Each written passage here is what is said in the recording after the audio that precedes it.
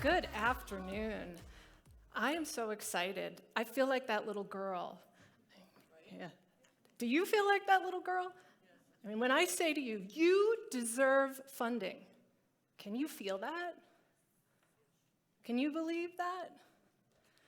Well, 9 years ago, a friend of mine told me about a film project that she was having trouble getting funding through traditional sources.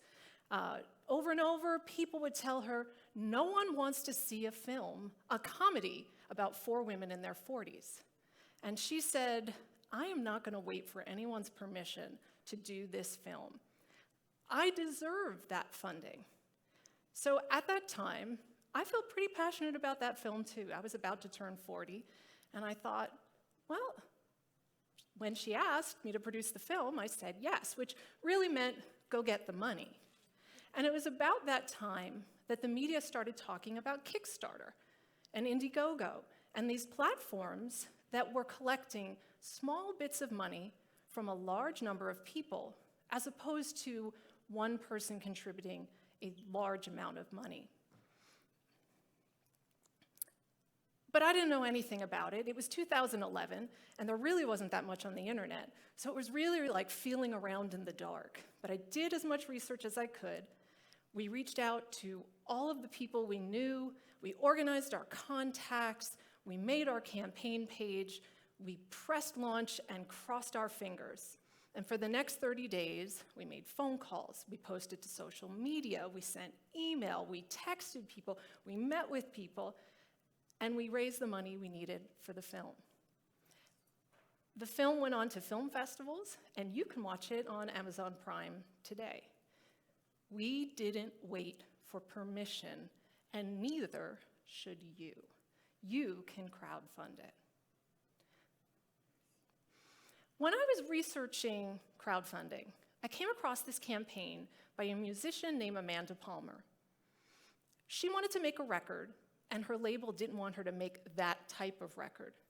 She decided she wouldn't wait for permission. And she reached out to her fans, and in her video, she had this slide. This is the future of music. And I thought to myself, no, this is the future of everything. It changed my world. She went on to raise over $1 million to make her album. And she has completely crowdfunded her career ever since. She didn't wait for permission. So let's just talk about how you could do this. Imagine if everyone in this room invested in the business of everyone else in this room. Let's say you need $10,000 for the first milestone of your startup business. There's 4 ways you could do that. Well, there's lots of ways, but we'll talk about 4. You could go to one investor and look for $10,000. Or, if you don't have anyone who has deep pockets, or you don't have those connections, or your business isn't appealing to people who are professional investors, do you have 10 people in your network who would invest $1,000? Or maybe 100 people who you could pre-sell your $100 product to? Or maybe you have a nonprofit and you find 1,000 people willing to donate $10. It's all $10,000. It still gets you to the same place. So that's what crowdfunding is. It's old-fashioned barn raising using new digital tools. Because it's not going to be strangers who are going to back your campaign. It's going to be your community. But as opposed to the days in that picture where they were literally raising the barn, you're not limited by your geography. Because of technology, you can reach out to a broader network, and because of crowdfunding, you have a tool now to collect those funds from other people. What crowdfunding does is offer us the power to choose what gets made, who makes it, and who benefits. And this is really powerful when you think about the fact that we have only 11% of investors are women, right? But 50% of the population is women. So what happens when you get access to 50% of the population as a potential customer or potential backer? Women only receive 2% of venture capital, only 18% of SBA loans, but 33% of successful crowdfunding campaigns are run by women. More than that, women are more successful at crowdfunding than men, and teams that have a woman on them raise more than men in crowdfunding. So it's an interesting new way of funding where you can reach out to the true demographics of the world, not the gatekeepers, not the professional investors or the banks, but to real people just like you and me. So you see, when you change the funders, you change who gets funded. And those of us who were blocked off from funding in the past, like what Amanda Palmer was saying, this is the future of music. This is the future of everything. Are you intrigued? You want to know a little bit more, maybe what you can crowdfund? So anyone here have a nonprofit or thinking about a nonprofit? So this is Edible Prairie. They are a brand new nonprofit, and they used crowdfunding to fund their pilot project. Because if you're a nonprofit, it can be a little tough to get grant funding when you have nothing to show. So they raised the money via crowdfunding to run their pilot program, and using that information, they will then be able to apply for grants. If we have any artists or creatives in the room, you can use a platform that allows you to have people subscribe, pay monthly for access to your content, in this case, to a podcast. As you can see from the numbers there, it's not $20 a month that they're being paid for this podcast, right? 757 people, over $3,000 a month. It's a significant amount of capital to support this professional podcast. And you can use it for theater, dance, visual art, publishing, or for a film like I did. So if you have a business that's already in existence and you need new equipment, you could go to the bank, you could try to get a loan, or you could go to your customers and tell them your story. In this case, the Orchard Hill Bread Works, they wanted to buy a mill, and so they went to their customer base and raised $14,000 from their community. And what's interesting about this particular business is this is a business in a very rural community where people put money in a box and take their bread. And yet they still were able to use this online tool to fundraise. Some of you might know Idaho Kombucha, but you might not know that the way that they have been able to expand their business and increase their bottling capacity was by launching a crowdfunding campaign to their customers in order to buy new bottling equipment. Anyone familiar with Proof Eyewear?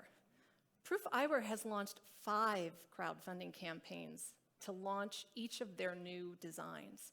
What they did was test the market, find out if there was a market for what they wanted to create, and at the same time, they also raised the money to manufacture it.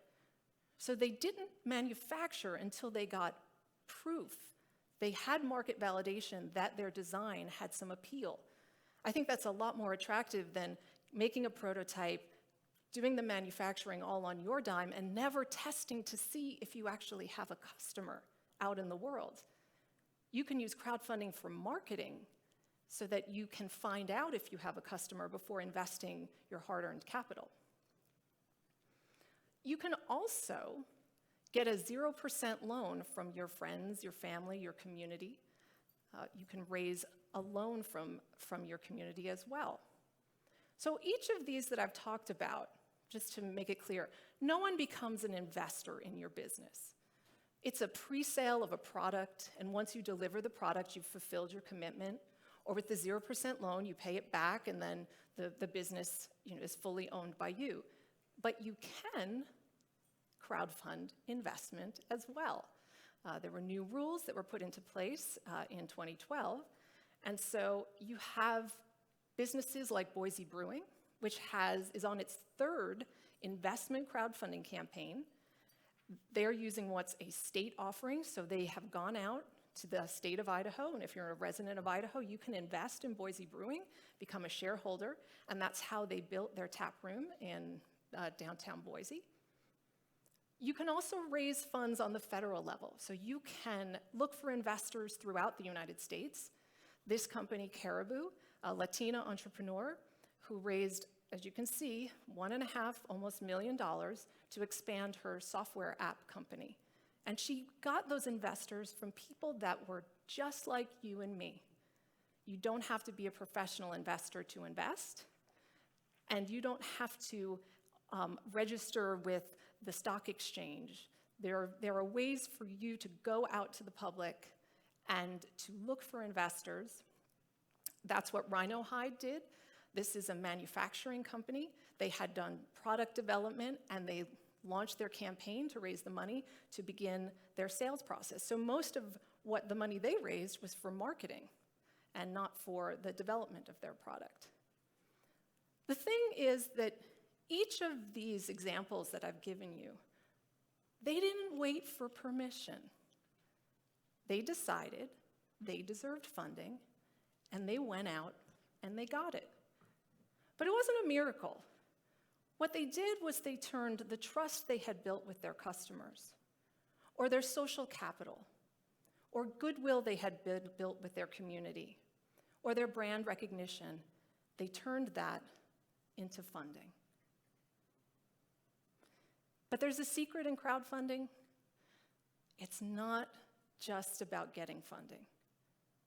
It's about funding others.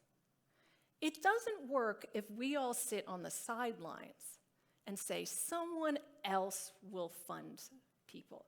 Because if you do that, then who's going to fund you? It's about community. Again, it's about choosing what gets made, who makes it, and who benefits. So I have a challenge for all of you today. I'm going to challenge you to go today and find a campaign. There are platforms, there are dozens of platforms, and you can back a campaign, say on Kickstarter or Indiegogo, for $1.